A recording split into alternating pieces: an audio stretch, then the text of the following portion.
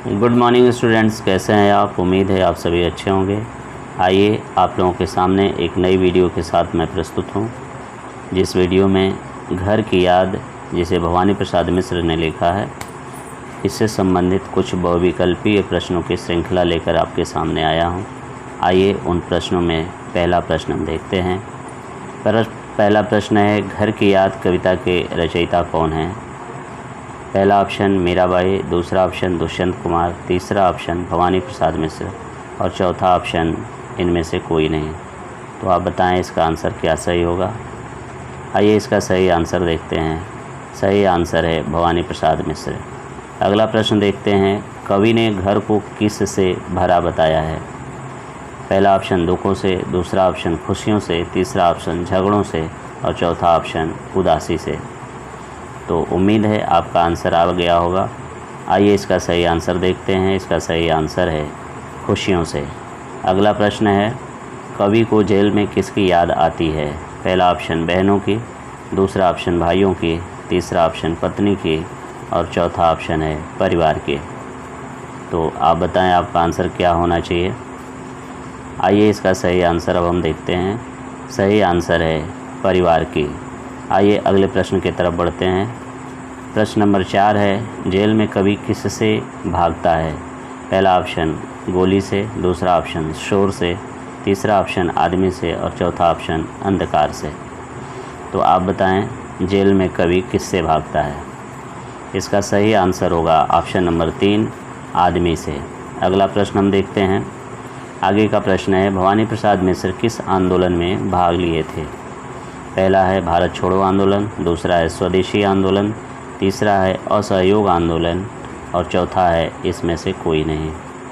तो आप बताएं आपका आंसर क्या सही होना चाहिए। भवानी प्रसाद मिश्र किस आंदोलन में भाग लिए थे। मीन्स आइए इसका आंसर देखते हैं। आंसर है असहयोग आंदोलन। अगला प्रश्न है, कवि ने अपने भाई को क्या कहकर बुलाया है। पहला ऑप्शन प्यार, दूसरा ऑप्शन हाथ, तीसरा ऑप्शन भुजा और चौथा ऑप्शन पैर। कवि ने अपने भाई को क्या कहकर बुलाया है। इसका सही आंसर है तीसरा वाला ऑप्शन भुजा कहकर बुलाया है। अगला प्रश्न हम देखते हैं, कवि के पिता के बोल में किसकी गर्जना होती थी। मीन्स कवि के पिता जब बोलते थे तो उनकी आवाज़ कैसी लगती थी। पहला शेर की तरह, दूसरा चीता की तरह, तीसरा ट्रेन की तरह और चौथा बादल की तरह। तो आइए इसका आंसर हम देखते हैं। इसका सही आंसर होगा बादल की तरह। जब उनके पिता बोलते थे तो ऐसा लग रहा था बादल गरज रहा है। अगला प्रश्न हम देखते हैं, कवि अपनी कार्यकुशलता का श्रेय किसे देना चाहता है। कवि अपनी कार्यकुशलता का श्रेय किसे देना चाहता है। पहला ऑप्शन माताजी को, दूसरा ऑप्शन परिवार को, तीसरा ऑप्शन दोस्तों को और चौथा ऑप्शन पिताजी को। तो आप बताएं आपका आंसर क्या सही होना चाहिए। उम्मीद है आपका आंसर आ गया होगा। आइए इसका सही आंसर मैं बताता हूं, माता जी को। आइए अगला प्रश्न हम देखते हैं। निम्नलिखित में दुख पड़ने पर धैर्य कौन नहीं खोता है। पहला है माता, दूसरा भाई, तीसरा पिता और चौथा बहन। तो आप बताइए आपका आंसर क्या सही होना चाहिए। दुख पड़ने पर कौन धैर्य नहीं खोता है। आइए इसका सही आंसर हम आपको बताते हैं। इसका सही आंसर है पिताजी। अगला प्रश्न हम देखते हैं, कवि के अनुसार किसकी गोद में जाने पर सभी दुख समाप्त हो जाते हैं। पहला ऑप्शन घर की, दूसरा ऑप्शन परिवार की, तीसरा ऑप्शन पिता की और चौथा ऑप्शन माता की।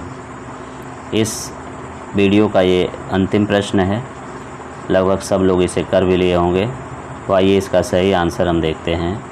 इसका सही आंसर है माता की। इस तरीके से उम्मीद है ये वीडियो आपको अच्छी लगी होगी, और यदि ऐसा है तो मेरे चैनल को लाइक करें, सब्सक्राइब करें और शेयर करना न भूलें। Thank you.